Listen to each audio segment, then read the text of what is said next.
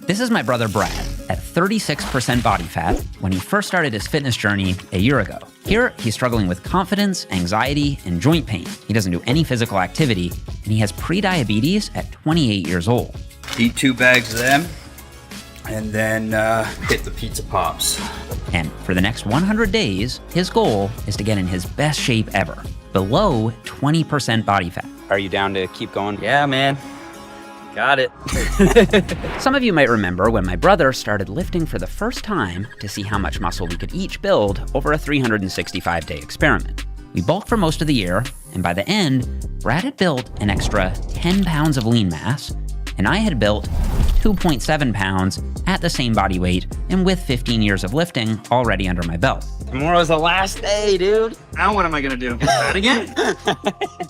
But that was last year. This year, Brad wants to see how much body fat he can lose. And I don't want him to do his first fat loss journey alone, so I'm gonna join him. And this time, I'm only giving us 100 days to do it. I'm so glad that we're done. Done? Yeah, we've got a whole other experiment to do. Oh. Hey, I'll see you at the gym, bro. Yeah, okay. For the shredding experiment, the goal is to see how much fat we can lose in 100 days, and we're gonna use 5 tools to measure our progress. First, a DEXA scan to measure our body fat percentage at the beginning and again at the end of our cut. Second, blood work. I don't just wanna see how much body fat we lose. I also wanna figure out how much our hormones change as we cut. Like, will our testosterone increase or decrease? And what'll happen to our cortisol levels as we get shredded? Third, strength. I wanna see how much strength we gain or lose as we cut. So we'll be doing max effort strength tests on the bench press and leg extensions at the beginning and at the end. Come on. All you. Let's go. Nicely done, dude. Fourth, ultrasound measurements. This will measure if we lose any muscle or gain any muscle as we cut. It's extremely precise, down to the millimeter. Fifth, psychological exams. I want to see if our mental health improves or worsens as we lose weight. So we'll be doing a full standardized psychological evaluation to see how our hunger, mood, body image, and disordered eating behaviors change as we lose weight. I'll get home and I'm like, okay, I'm gonna have this meal. I don't wanna stop until I'm so bloated that it hurts. And then obviously, before and after physique videos under the same lighting and with the same poses. So we'll get all those measurements done on day 1 and then again on day 100 to see exactly how much we change in the next 100 days. But before we get ahead of ourselves, we need to get our starting measurements done first.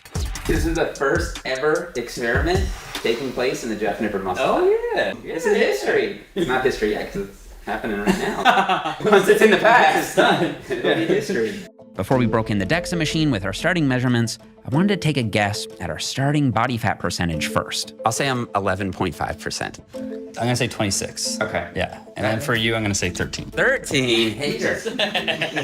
Brad's DEXA came back at 30.5% body fat. So on day 1 of the fat loss challenge, he's starting at 156 pounds at 5 foot 6 inches tall and 30.5% body fat. And again, his new goal is to get under 20%. So his target is 19% body fat. My DEXA came back at 11.9%. Let's call it 12%. This is a lean, healthy body fat level that I can maintain fairly comfortably, but since I want to do this with Brad, I'm going to set my goal at single digits body fat. That means my target is a properly shredded 9%. It's not going to be easy, but I think it's doable if we really lock in. For our diet, we're both eating the same calories and protein, 1,800 calories and 170 grams of protein per day, with 2 refeed days per week where our calories go up to 2,200. Those calories may sound low to some of you, but neither of us have really active jobs or genetically high basal metabolic rates, so our maintenance calories are both around 2,200, meaning we'll be in about a 400 calorie deficit on most days. For training, we're doing a 4-day upper-lower split, plus an arms and delts day for a little extra volume on the show muscles. Our workouts will be low volume and high intensity, which means after a few light warm-up sets, we're only doing 1 or 2 max effort sets on each exercise. I really think that as long as we're pushing our sets hard, we won't need a ton of volume to keep our muscle hanging around, but we'll see. If you're doing a bulk or a recomp or whatever, high volume training works great. I think it makes perfect sense. But when you're on a cut, I think a lower volume program with really high intensity is a smarter approach. And that's what we're doing. For cardio, not much yet. Just 2 low intensity sessions per week for 30 minutes. I usually do that on my treadmill in the morning, or I play a little basketball. Brad usually does his cardio in the evening after training. We're also both aiming for around 8 to 10,000 steps a day. The first 7 days of dieting felt surprisingly easy. Maybe it was the extra motivation of doing it together. Training went great too, and we're already noticing that with fewer total sets, we can put way more effort into the sets that actually matter. Come on. Come on. Come on, Brad. Let's go. Let's work.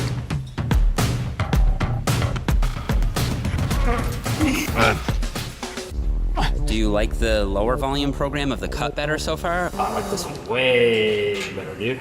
Yeah, this one's been great. After week 1, I'm already down about 3 pounds, and I'm kind of surprised at how much my physique has changed already. It's most likely just shedding that initial water weight, but I do think that if you're starting out already pretty lean, every pound you lose is going to be more noticeable visually. For 1 week in, Yeah. I feel like I'm off to a good start. We're gonna be shredded, man. Yeah. I hope so. But starting at 30%, it is gonna take more than a week of dieting for Brad to see any big visual change. But I don't know, I feel like I can notice a slight difference, especially in his back and shoulders. You look more like you lift now that the fat is coming off and you're creating this silhouette to your physique. It's awesome, man. Sweet. By day 10, I could feel the hunger starting to kick in. So to help manage it, I'm gonna try something a little different with my nutrition.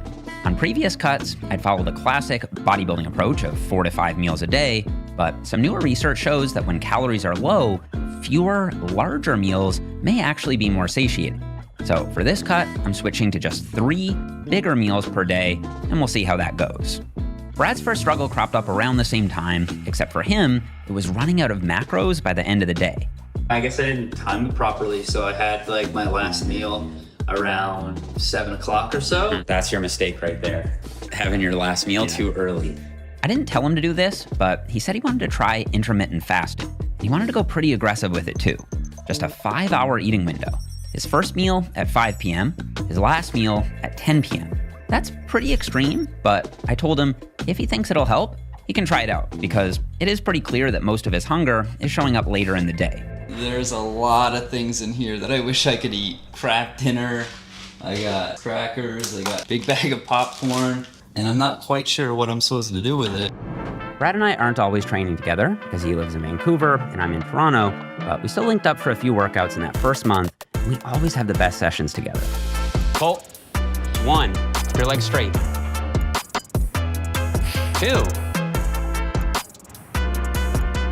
3, let's go. Okay, good. So 3 bodyweight pull-ups is pretty freaking good, man. With that. Yeah. By the end, do we want to set any kind of ambitious goal for you? We set Brad's goal at 8 pull-ups by the end of the challenge. It's an aggressive goal, but I think he can do it.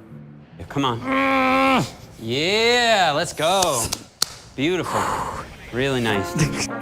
By the 1-month mark, Brad clearly has all the main habits locked in. He's getting his steps in, he's tracking his workouts, and so far, intermittent fasting seems to be making it easier for him to hit his macros consistently. 1 month in, I'm noticing a pretty big difference in my physique too.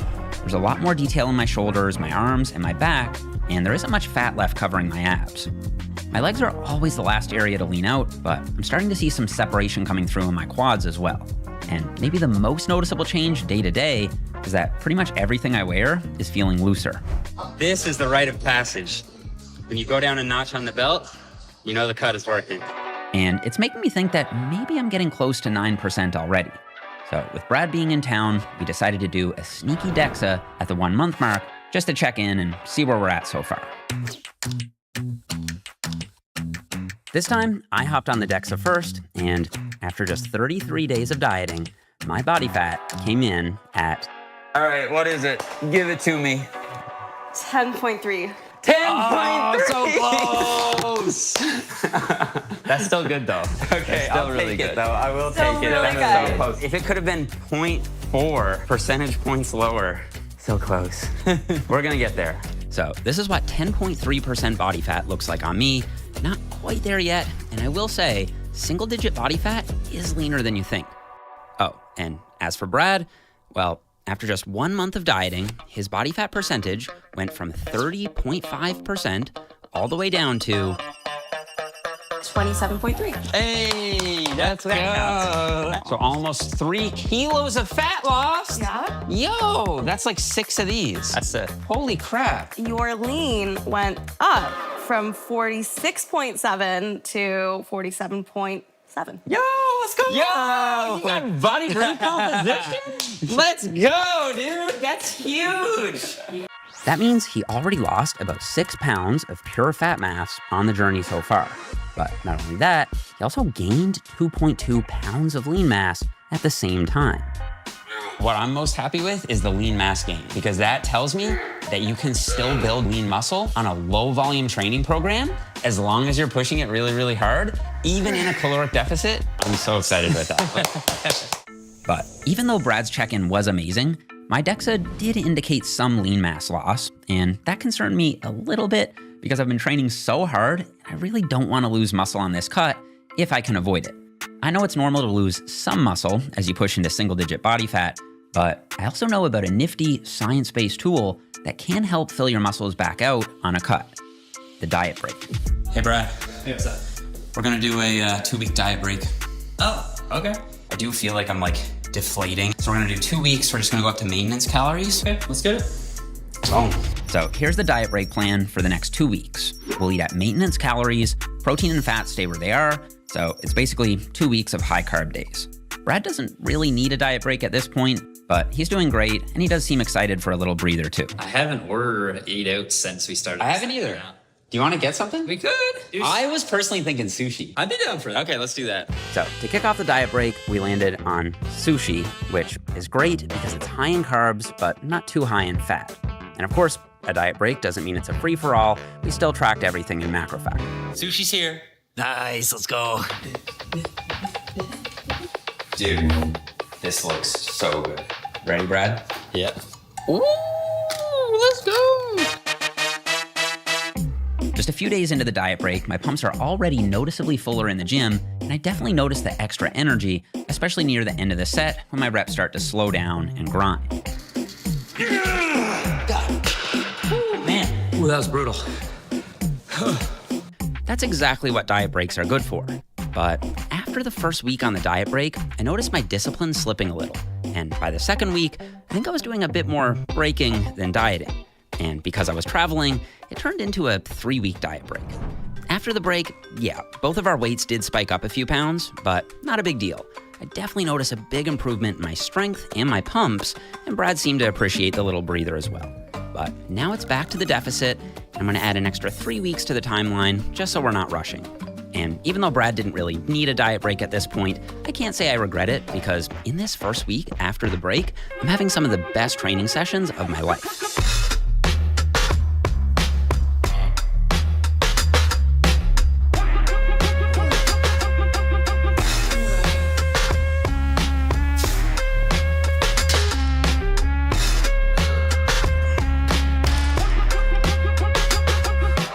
Just over halfway through our cut, Brad decided that since he's always flying to Toronto for updates and check-ins, he'd leave his job in the film industry in Vancouver and come work with me on the channel full-time as a director. The first video he directed was actually the 5 to 50% body fat video, which ended up being one of the best videos on the channel, in my opinion. And it was during the filming of that video that I really noticed just how much Brad's confidence and leadership skills have improved. And so far, we haven't missed a single workout, and other than a few days during the diet break, hit the calories every single day. Cauliflower rice, zucchini, mushroom, onion, and chicken breast. And according to MacroFactor, 298 calories, 40 grams of protein, and 20 grams of carbs. And with Brad and me together now, there's no chance we're skipping workouts. Even after some really long film days, if we have a workout scheduled, we're gonna get it done. No excuses. I don't think I would have got 6 if you weren't here. Nice. For the next month or so, things became pretty uneventful, in a good way. Brad was dialed in the kitchen, and in the gym, he just kept trying to add a little weight or squeeze out an extra rep whenever he could. And at this point, we're still both losing around 1 pound per week. Nothing too aggressive, but I think that a slightly slower approach to weight loss is usually smarter for maintaining muscle. And Honestly, some repetition during a fat loss phase is a good thing. You can still have flexibility with your diet and your training, but having structure is necessary to help you lock in those simple, repeatable habits day after day. Let's check what I've got for dinner. Chicken breast with some onions and mushrooms, grilled asparagus with a caffeine-free Diet Coke. Dinner time, let's go. On day 95, we had the chance to go to the Toronto International Film Festival, and even though we're closing in on the end of the cut, we don't want to sacrifice enjoying life just for the experiment. But to make sure we don't go off the rails, we're going in with a plan. The workouts, we're gonna try to keep every single one under 45 minutes. All right? That means it needs to be high intensity. I'm down. You excited? Yeah. Let's do it. Dude, you're looking lean, bro. Look at this guy. Holy cow. For festival week, we're switching to a full body split, which will give us a few extra rest days, just so we're not spending the entire festival week in the gym.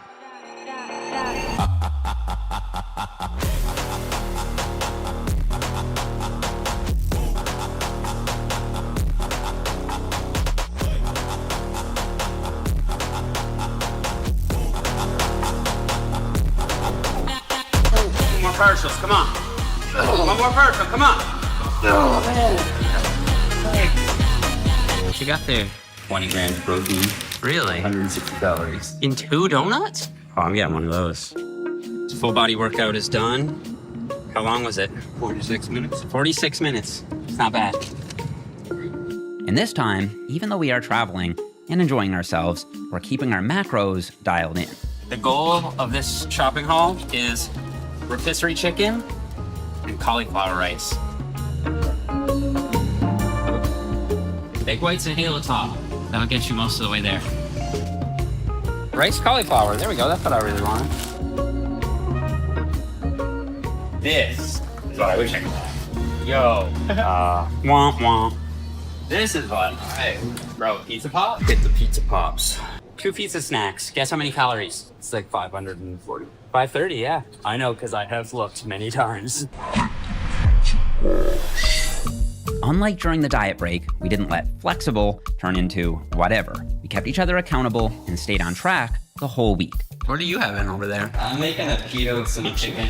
Nice. Turkey bacon. After the film festival, Brad was more determined than ever to crack 19%. Even though it is ultimately just a number, I could tell he really wanted to hit it. Come on, Brad. Let's go. And for the first time, Brad started asking me more and more questions about his fitness, something he never did before. And one of my prouder moments was seeing him take a genuine interest in his health. I've noticed that my testosterone is kind of on the low side. What would be some reasons for that? Lifestyle factors can play a role, like being overweight, not getting enough sleep, or even stress. To get his activity up, Brad started doing more outdoor stuff too, something he always did as a teen, but stopped doing as he gradually got out of shape. He also added in some running, all on his own, something I couldn't imagine Brad doing before, and I could tell his overall drive was much higher too. This was amazing, because Brad was in a pretty rough spot before he started lifting. His social anxiety kept him locked inside all the time. For my whole adult life, I've had pretty bad social anxiety. When you're in it, you don't really notice that it's getting worse and worse. It kind of just becomes your daily life. I just didn't leave my house for like even months, Yeah, wow. you know? Yeah. This is a huge step mentally and physically. His Oura Ring, which tracks some of his cardiovascular metrics, says his heart is the healthiest it's ever been. And even as he loses weight, he's getting stronger and stronger in the gym. Come on, come on. Hey! Big breath, big breath. Come on, come on, come on, come on. All you, buddy, come on. Come on, all you. I count that.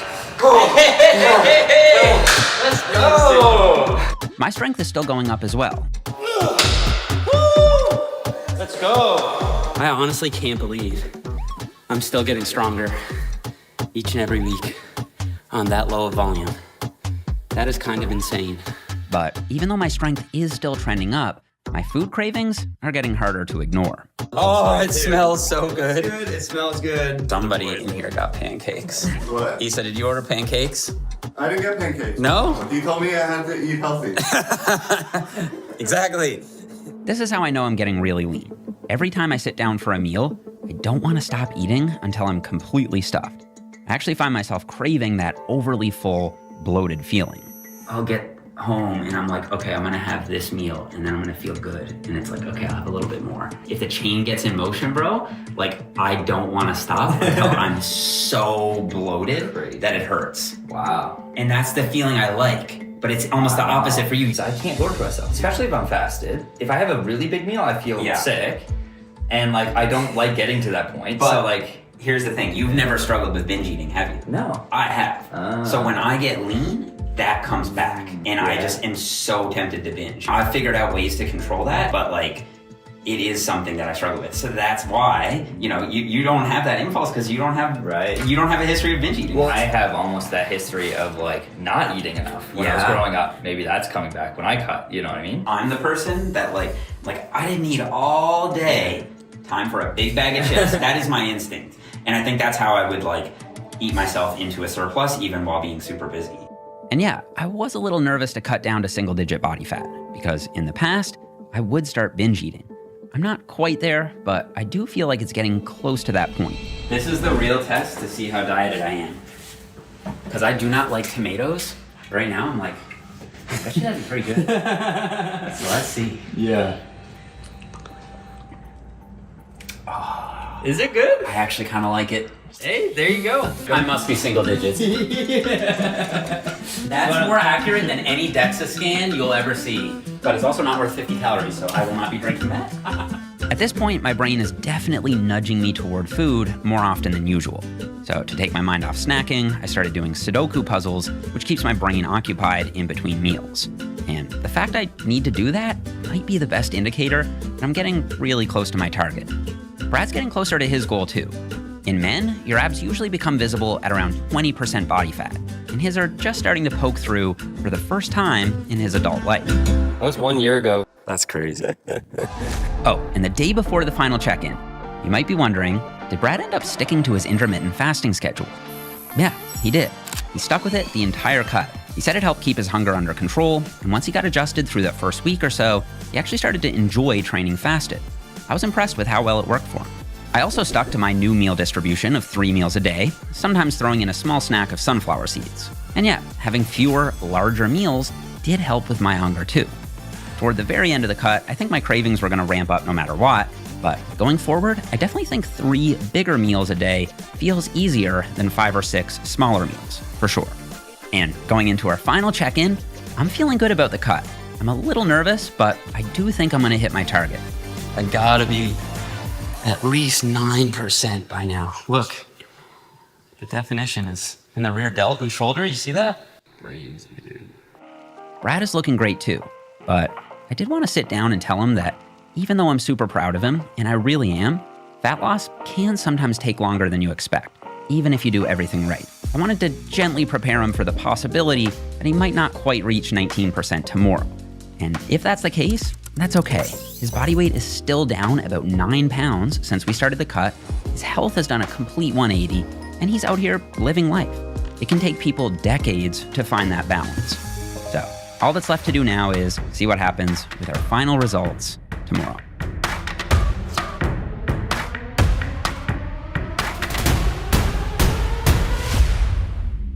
All right, give him the thing. Show him the number so he doesn't mess it up. Okay. Your guess was? My guess was 9. That's like 6, right?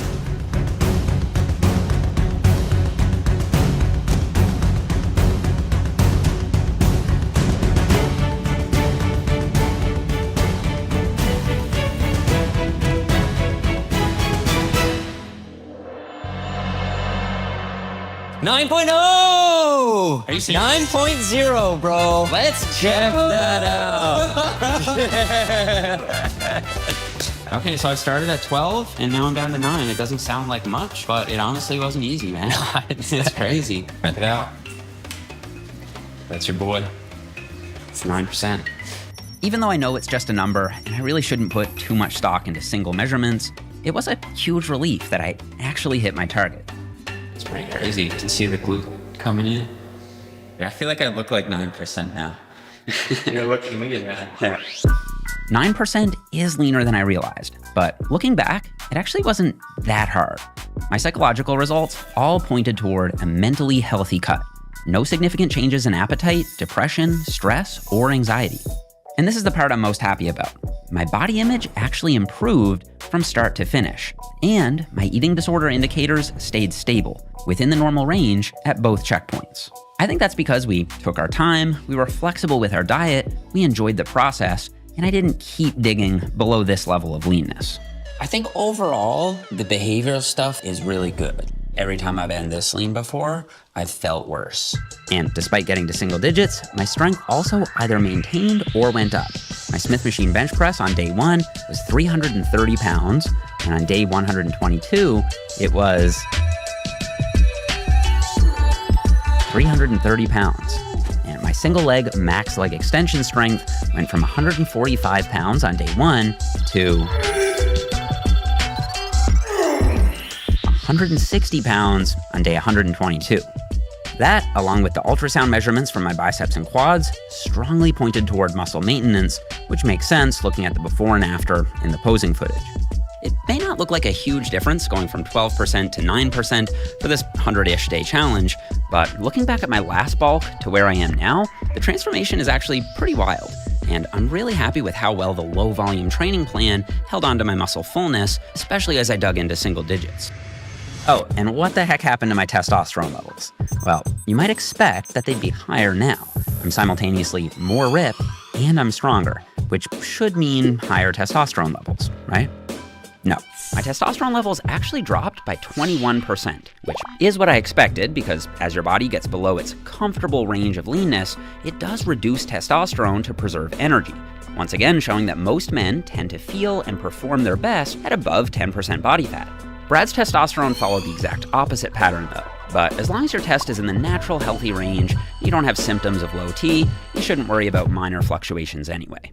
I expected cortisol, the so-called stress hormone, to spike up during our cut, but mine actually went down, and Brad showed a similar trend, stable with a slight decrease at the end, both remaining in the normal healthy range. Again, I think a lot of this is because we still enjoyed life as we cut down. But here's the crazy part. On day 1 of our cut, Brad's blood work was in the pre-diabetic range. By the end of the challenge, all of his glucose markers dropped into the normal, healthy range. His lifestyle changes essentially reversed his pre-diabetes. Amazing stuff. Brad's strength also showed positive trends overall. A little strength loss on his bench press, which is his weakest lift, but his quad strength was clearly going up, and his logbook was full of PRs. But what about his body fat results? At this point, I honestly wasn't sure he was quite down to that 19% target he was shooting for. Give me a bicep. You're looking way leaner, bro. Let's see the back. Dude, that's actually insane. Either way, you're looking great, man.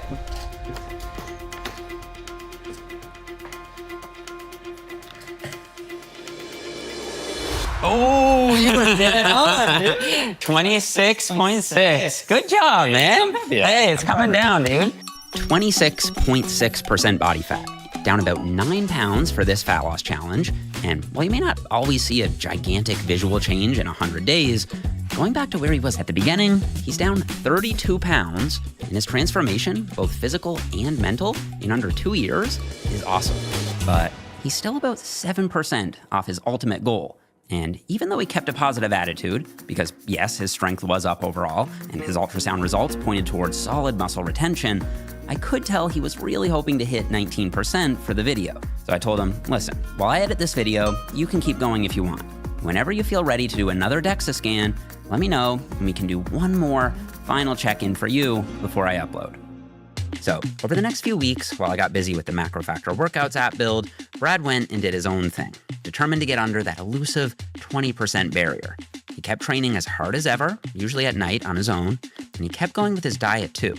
But after a few weeks, I did notice a vibe shift. It seemed to be getting harder and harder on him mentally, especially since I was basically done at this point. And then after another few weeks, his weight loss was stalling, and I could tell his motivation was taking a dip. More cardio, working out harder, eating less calories, and my body's like, this is a good spot to just stay at.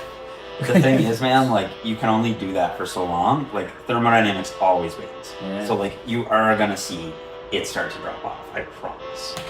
Like, I promise. Well, Excited for that day. You said your weight was up this morning? It was. That's why you're acting like that. It is. It's up by like 2 pounds, man, since the last week. Do you think that you gained 2 pounds of fat? I don't know. Yeah. No, it's physiologically impossible. You're gonna also realize that it's a lot easier to maintain it than it is to take it off. So like, I think that's gonna feel really good. One thing I realized way too late in the challenge was that Brad was only getting 4 or 5 hours of sleep a night. Turns out he had a full-blown sleep disorder, which I think was definitely holding him back. So he went to see a doctor about it, and his sleep improved, which definitely helped his strength, but his weight was still stalling, and he started questioning if he really wanted to keep going. This is a visual that I'm happy with. I feel comfortable. I feel great. I have energy still, but the body fat percentage is still at like 26. Realistically, what I would say is like, man, just take your time then. Like, you know, just keep training hard, but you can still build muscle as you lose fat. You can still do both at the same time because you're still new enough to this, right? But you gotta train hard, you know? And that's fine. I'm happy with the training. It just doesn't feel like the percentage is coming down. You can do it though. You can do it. Just get this set done. But despite the drop in motivation and some frustrations with the diet, the thing that really impressed me is that he still wasn't skipping any of the workouts, and he was pushing just as hard as ever. That let me know that at this point, he had truly made lifting a habit, something that he could do for life, not just for a video. Come on. Come on. So, still not giving up, Brad dug in and got back to cooking his own meals for another few weeks. I bought this shirt in Japan last year, but like now it's just way too big on me. Like, look at that. Whoa, yo. And I coached him through a few more workouts. Come on, get it. Come on. Come on, let's go. 10. Come on, one more. Let's push. Come on. Drive. Get it. Oh, you.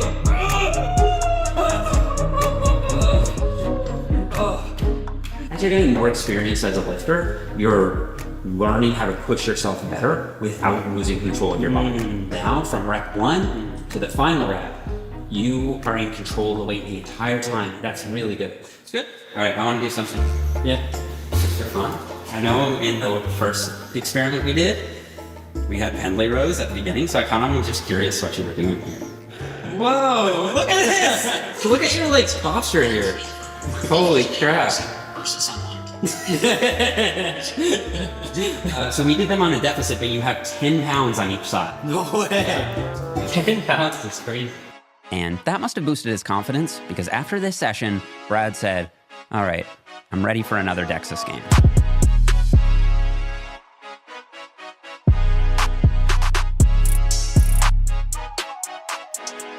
On a scale of 1 to 10, how much do you care about what this number is? 10 being like, it's really, really important to me.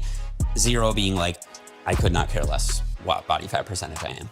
I'll give you like a 1. I know like we set out kind of doing the number, but there was definitely like a point where I stopped caring about the number because everything else was changing. Like I felt the healthiest, mobility is way better, you know, sleep is even improving. Every marker of my life has like gone up. Yeah. So the number is whatever. Dude, in a couple years, you've come a long freaking way.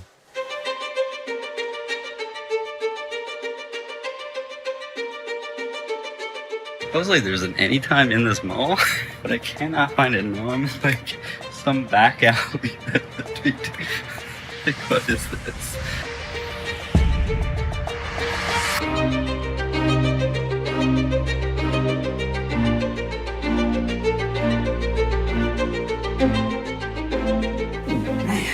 It's harder than the workouts.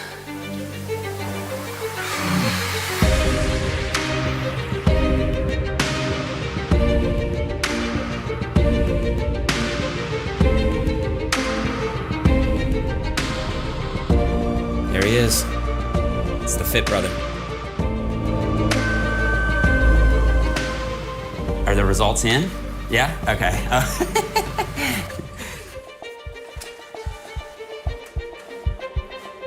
Interesting. His body fat percentage came back at, still 26%. I could tell he felt a bit disappointed he didn't hit that 19% target for the video, But it's kind of not fair. I mean, I actually only dropped 3% body fat, and I get to celebrate hitting my target. Brad dropped 4% body fat. That's great progress. And I don't know, he may not have hit 19%, but I think he's looking pretty ripped, especially relative to where he started. And outside the gym, he's completely transformed himself. Oh, and remember that pull-up goal we set? On day 1 of this challenge, he could barely get 3 reps. And at the start of his journey, he couldn't do a single rep. Pull. Let's see where he's at now. What the heck? Come on. Let's go. 4. Let's go. 5. Come on, Brad. 6. Come on. Oh! Yo. You got it. All you. Oh, 8? That's a PR for sure, dude. Yo, that's insane. Bro, I'm so proud of you, man. That's insane. 8 pull-ups, body weight is nuts. Brad excelled in so many ways on this challenge, and as his brother, I'm super proud of him. Hey, give yourself 100 days. Even if you don't get exactly to your ideal shape in that time frame, I promise you'll get the habits in place to help you become a better version of yourself. Then just be patient and let the habits do the work. When it comes to those habits, one of the most important things is being accountable with your nutrition. MacroFactor is the science-based nutrition app that I helped create, and it's what we both use to track our macros for this challenge. I'll put a link to a 2-week free trial in the description box down below, or you can scan this QR code on screen. Just use code Jeff when you download, and that'll get you 2 weeks for free. For training, we both followed Min-Max Phase 1 and Min-Max Phase 2.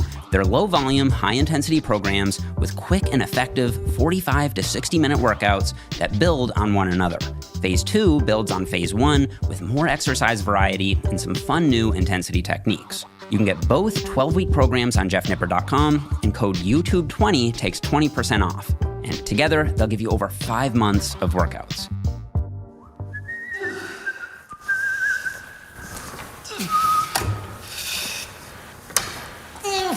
What the heck? Oh, hey, dude. I did not expect to see you here. Gotta keep my pull-up streak going. I wasn't sure if you were still keeping up with everything. Yeah, I've been feeling motivated lately, so getting back at it. Are we gonna do another one? Another experiment? Part 3?